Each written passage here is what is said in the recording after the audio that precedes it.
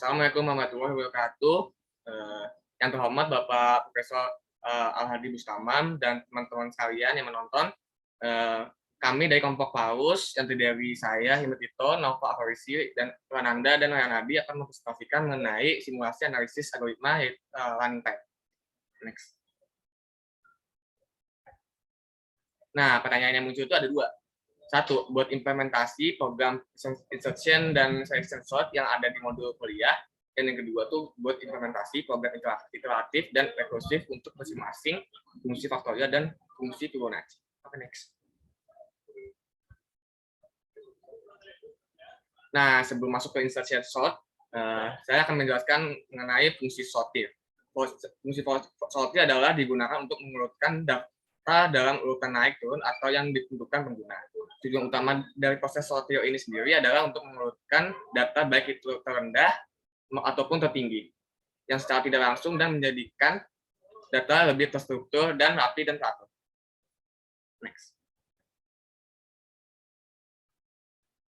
Kemudian akan saya jelaskan mengenai definisi dari insertion sort. Insertion sort adalah merupakan algoritma yang efisien dan untuk mengurutkan angka yang mempunyai jumlah elemen sedikit. Tujuannya adalah untuk menjadikan bagian isi kiri array terurutkan sampai dengan seluruh array berhasil diurutkan. Metode ini mengurutkan bilangan-bilangan yang telah dibaca dan berikutnya secara berulangan akan menyisipkan bilangan-bilangan dalam array yang belum terbaca ke sisi array yang telah terurut. Nah, insertion sort ini bekerja sebagai banyak orang yang sedang mengurutkan kartu di tangan misalkan nih, cara kerjanya.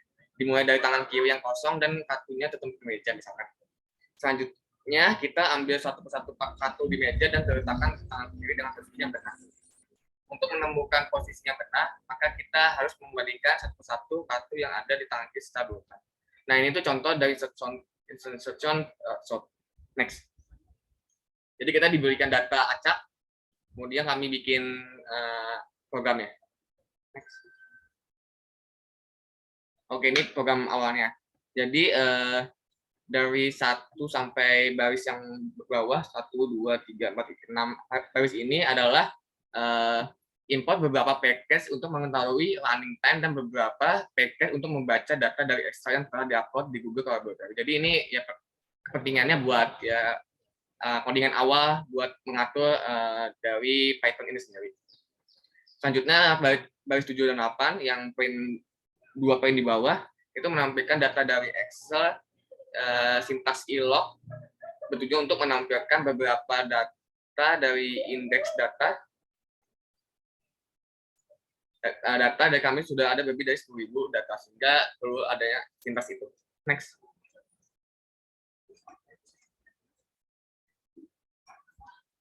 Nah, baris definisi ini kita tuh saatnya mendefinisikan suatu fungsi ARR di mana bagian ini telah dilakukan algoritma untuk mengurutkan data dengan metode insertion sort. Jadi kita menggunakan for, kemudian kami juga menggunakan fungsi metode while. Next.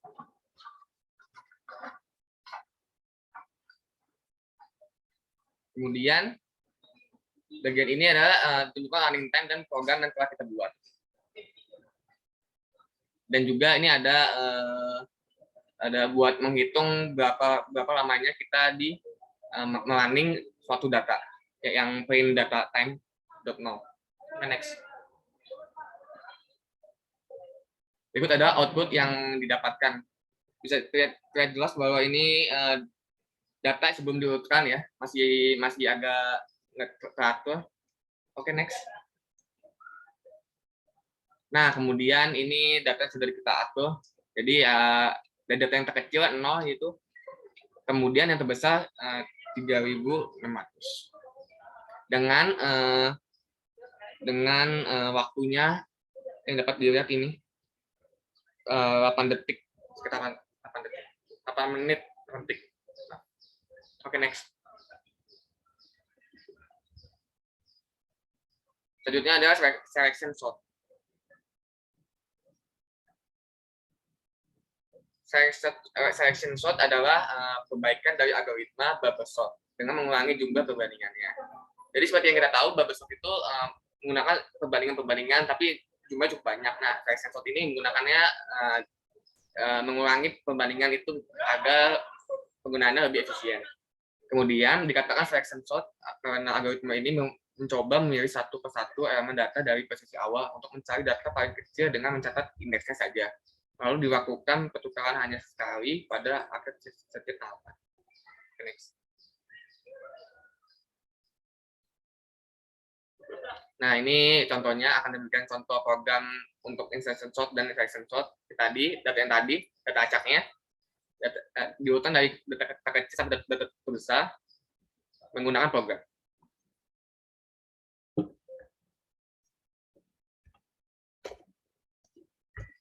Kemudian pada urutan pertama seperti biasa kita menggunakan import beberapa package untuk mengetahui running time dan beberapa package untuk membaca data dari Excel yang telah di-upload di Google Collaboratory. Terus yang bagian bawahnya ini adalah fungsi ilog yang menampilkan beberapa rentang indeks data ke beberapa yang ingin kita pakai dalam simulasi setiap program. Ya, dalam hal ini pada data kami sudah ada 10.000 data lebih, sehingga untuk setiap programnya dengan N berbeda pada soal ini akan disesuaikan dengan kebutuhan N-nya. Kemudian perhatikan juga ilog 0 dalam indeks 0 sampai 100 menunjukkan untuk data indeks 0 sampai 99. Soalnya Python itu mulainya indeksnya dari 0. Sehingga ada 100 data. Begitupun dengan simulasi N selanjutnya. Next. Kemudian nih baris 9-19 pada bagian ini dilakukan algoritma untuk mengurutkan data dengan metode selection sort. Kita awalnya mendefinisikan seperti yang tadi saya jelaskan. Kemudian kami pakai metode for. Ya, pakai metode for E in range. Oke, next. Kemudian di bagian sini kami akan tunjukkan running time dari program yang telah kami buat. Next. Nah, ini data yang tadi saya jelaskan, data acaknya masih acak, belum diurutkan. Oke, next. Selanjutnya adalah data yang sudah kami urutkan, suatu data yang sudah kami urutkan dari yang sama seperti tadi, yang terkecil 0, yang terbesar 3.600 dengan waktu running time-nya 0,4 detik.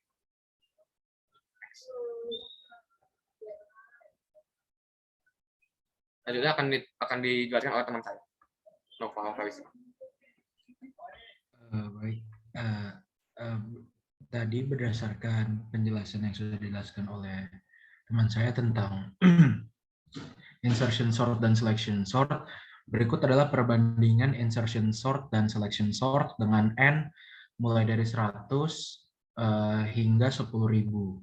Nah, di sini indeks 1 itu adalah ketika N-nya 100, 2 N-nya 1.000, 3 N-nya 2.000, 4 N-nya 3.000, dan seterusnya. Nah, di sini dapat dilihat bahwa di percobaan ketiga, 4 dan 5 itu 3, 4 dan di percobaan ke-6 itu bisa dilihat bahwa selection sort-nya yang lebih tinggi. Selection sort-nya lebih tinggi. Nah, tetapi di percobaan berikutnya insertion sort-nya yang lebih tinggi.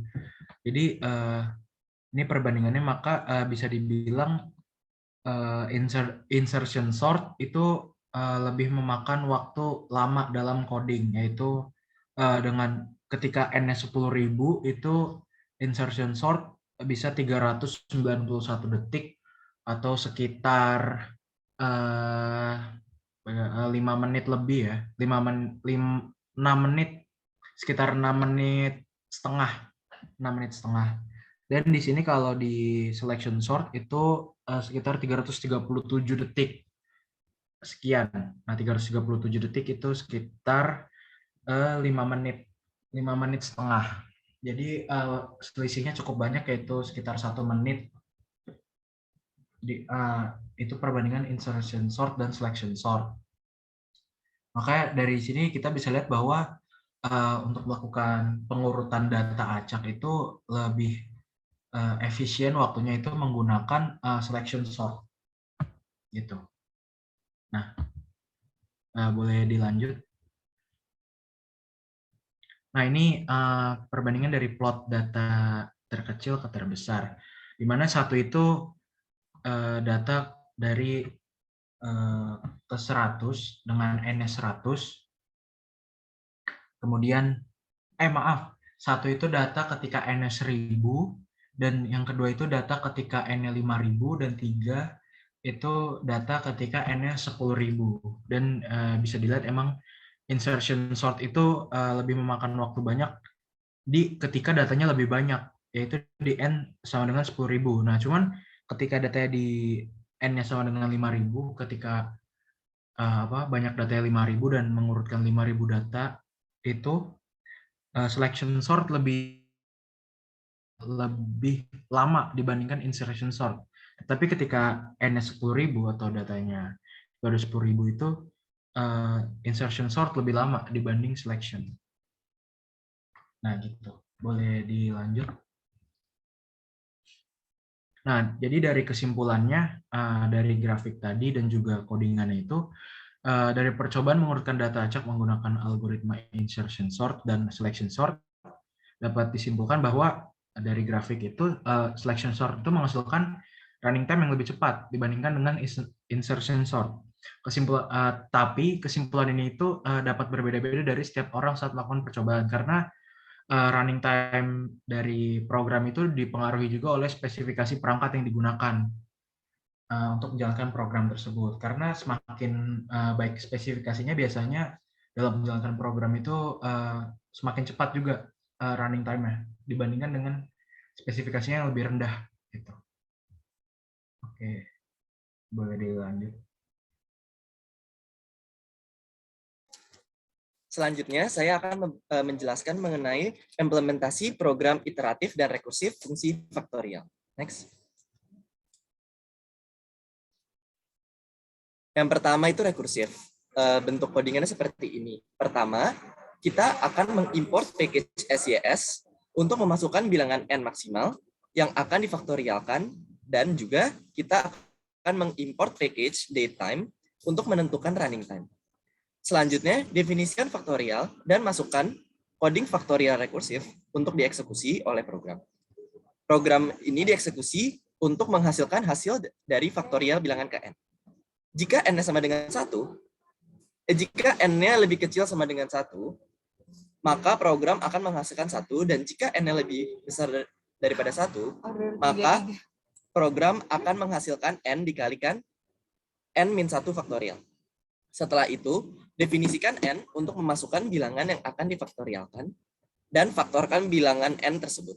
Terakhir, program akan menampilkan hasil faktorial bilangan N yang telah dimasukkan dan running time-nya.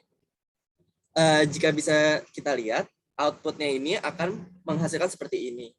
Kita masukkan bilangan ke N apa yang kita mau, dan bilangan faktorialnya apa, dan juga running time-nya berapa. Seperti itu. Next.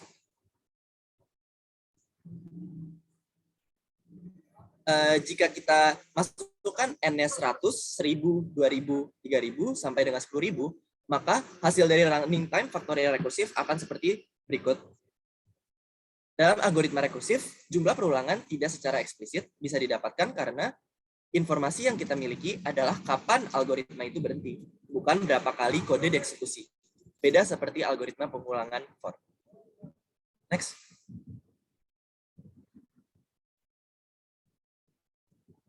Analisa dari rekursif ini sendiri, yang pertama kita bisa lihat dari fungsi matematika dari faktorial itu tersebut. Faktorial N itu jika N min 1, dan jika N lebih besar 1, maka faktorial N sama dengan N dikalikan faktorial N min 1. Melalui fungsi ini akan diturunkan untuk fungsi perhitungan lebih besar 1. Yaitu Fn sama dengan 1 plus Fn min 1. Dan diturunkan nanti hasilnya menjadi N tambah Fn min K. Kita dapat mengabaikan penambahan langkah N di awal serta dengan syarat fungsi akan berhenti ketika NK sama dengan 1. Maka fungsi faktorial memiliki kompleksitas N-1 atau big O N. Next. Lalu dengan iteratif, pertama kita akan import package datetime untuk menentukan running time. Selanjutnya definisikan faktorial dan masukkan coding faktorial iteratif untuk dieksekusi oleh program untuk menghasilkan hasil dari faktorial bilangan n. Kita tetapkan hasil sama dengan 1 karena nilai awal suatu hasil faktorial. Untuk setiap i di mana i berada di antara 1 dan n plus 1, akan berlaku hasil sama dengan hasil dikali i. Hasil baru ini akan menjadi hasil awal yang baru. Proses ini akan terus berulang sampai dengan i sama dengan n plus 1. Terakhir, program akan menampilkan hasil faktorial bilangan n yang telah dimasukkan dan running time-nya. Jika kita lihat sama seperti rekursif, kita outputnya kita memasukkan n itu berapa, bilangan faktorial berapa, dan running time iteratifnya itu berapa. Next. Analisa iteratifnya, jika kita memasukkan n-nya itu sama dengan 100, 1000, 2000, 3000, sampai dengan 10.000, akan menghasilkan running time faktorial iteratif seperti berikut. Pada algoritma ini, fungsi rekursif akan digantikan dengan sebuah iterasi. Cantumkan di atas, terlihat bahwa kompleksitas waktunya adalah Tn lebih kecil sama dengan 1 plus n min 1 dikali 1 tambah 1 sama dengan n plus 3. Maka notasi big O-nya adalah Tn lebih kecil sama dengan n plus 3n sama dengan 4n yang berkaitan dengan Tn sama dengan big O n. Next.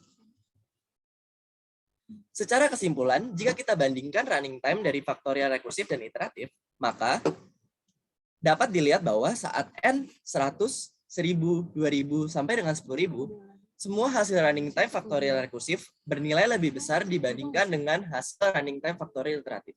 Maka kesimpulannya adalah running time faktorial iteratif akan lebih cepat dibandingkan running time faktorial rekursif. Next.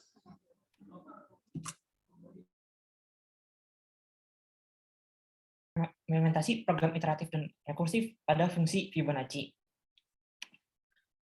Nah, jadi pada fungsi rekursif ini, algoritma tersebut bekerja dengan mengimplementasikan fungsi bilangan Fibonacci secara berulang. Nah, pertama-tama kita menggunakan fungsi sys untuk menentukan nilai maksimal n pada program yang akan dipakai ini. Kemudian kita menentukan waktu awal dimulainya coding. Kemudian menetapkan dua angka pertama yang digunakan untuk dari Fibonacci, yaitu 0 dan 1. Kemudian kita mendefinisikan fungsi Fibonacci. Kemudian gunakan fungsi if, di mana jika n kurang dari panjang array deret underscore Fibo dan n lebih besar dari 0, maka hasilnya n dimasukkan ke dalam deret Fibo dengan elemen n-1. Kemudian jika sebelum tidak terpenuhi, maka Fn sama dengan Fibonacci n-1 ditambah Fibonacci n-2. Kemudian jika n lebih besar dari panjang array deret Fibo, maka deret Fibo itu akan ditambahkan dengan hasil Fn tersebut. Kemudian kita kembalikan nilai Fn tersebut. Selanjutnya kita masukkan nilai n untuk menentukan besarnya nilai n yang kita masukkan, apakah 100, 1000, 2000, dan seterusnya. Kemudian kita gunakan rumus Fibonacci tersebut. Dan yang terakhir, kita print hasil pengerjaan fungsi tersebut dan running time pemrograman tersebut. Kemudian berikut adalah output rekursifnya. Bisa dilihat apabila n sama dengan 100, maka bilangan Fibonacci ada sebagai berikut dengan running time sebesar 4 second. Dan dapat dilihat dari tabel di samping ini, seiring bertambahnya n, maka nilai waktunya akan semakin besar. Kemudian untuk analisa rekursif yaitu dapat dilihat dari penjelasan di atas bahwa Tn akan berkembang secara eksponensial untuk mencari notasi big O besarnya. Tn kurang dari Tn-1 ditambah Tn-1 tambah Tn-1 kali Tn kurang dari 3n-1 sehingga diperoleh Tn sama dengan big O 3n. Algoritma ini adalah algoritma stabil di mana kompleksitas untuk kasus terbaik sama dengan kompleksitas untuk kasus terburuknya. Kemudian selanjutnya akan dijelaskan untuk fungsi iteratif Fibonacci. Jadi pertama-tama kita mengimport package datetime, kemudian menerapkannya ke variabel start untuk akan digunakan sebagai selisih untuk menentukan selisih waktu di akhir nanti. Kemudian kita definisikan bilangan fungsi Fibonacci. Pertama-tama tetapkan A dan B nilai 0 dan 1. Kemudian untuk I dalam range 1 sampai N, maka A akan berubah menjadi B. Kembalikan nilai A. Kemudian kita masukkan nilai N sesuai yang kita inginkan, mulai dari 100, 1000, 2000, hingga 10.000. Kemudian kita panggil fungsi Fibonacci dengan masukkan nilai N tersebut. Kemudian yang terakhir, kita cetak hasil program tersebut berupa hasil fungsi Fibonacci-nya dan hasil running time-nya. Nah, algoritma ini mirip dengan algoritma rekursif yang telah dijelaskan sebelumnya. Namun terdapat sedikit perbedaan, di mana fungsi rekursif yang sebelumnya digantikan oleh sebuah iterasi. Nah, dapat dilihat di sini, ini adalah output rekursif. Jika N sama dengan 100, maka running time-nya adalah 2 detik. Dan dapat dilihat dari tabel samping ini, sering dengan bertambahnya nilai N, maka waktunya relatif akan lebih lama. Nah, dengan menganalisa fungsi iteratif tersebut, dapat dilihat bahwa berdasarkan program, kompleksitas waktunya adalah Tn kurang dari 2 plus 3n plus 3n 2n plus 1 tambah 1 sama dengan 9n plus 3. Nah, dengan nilai Tn tersebut bisa ditentukan notasi big O-nya adalah Tn kurang dari sama dengan 9n plus 3n. Sehingga dapat Tn kurang dari 12n. Nah, kemudian diperoleh Tn sama dengan big O(n). Algoritma ini adalah algoritma yang stabil, seperti algoritma rekursif yang sebelumnya telah dijelaskan, di mana kompleksitas untuk kasus terbaik sama dengan kompleksitas untuk kasus terburuknya. Nah, kemudian didapatkan kesimpulan bagi berikut. Dapat dilihat dari tabel di samping ini yang berisi perbandingan tabel running time antara fungsi Fibonacci rekursif dan fungsi Fibonacci iteratif. Saat N nilai 100, 1000, 2000, hingga 10.000, semua hasil running time Fibonacci rekursif bernilai lebih besar dibandingkan dengan hasil running time Fibonacci iteratif. Maka kesimpulannya adalah running time Fibonacci iteratif akan lebih cepat dibandingkan running time Fibonacci rekursif, di mana banyak proses yang dilakukan pada pemrograman Fibonacci rekursif. Sekian dari kami. Ya, terima kasih. Wassalamualaikum warahmatullahi wabarakatuh.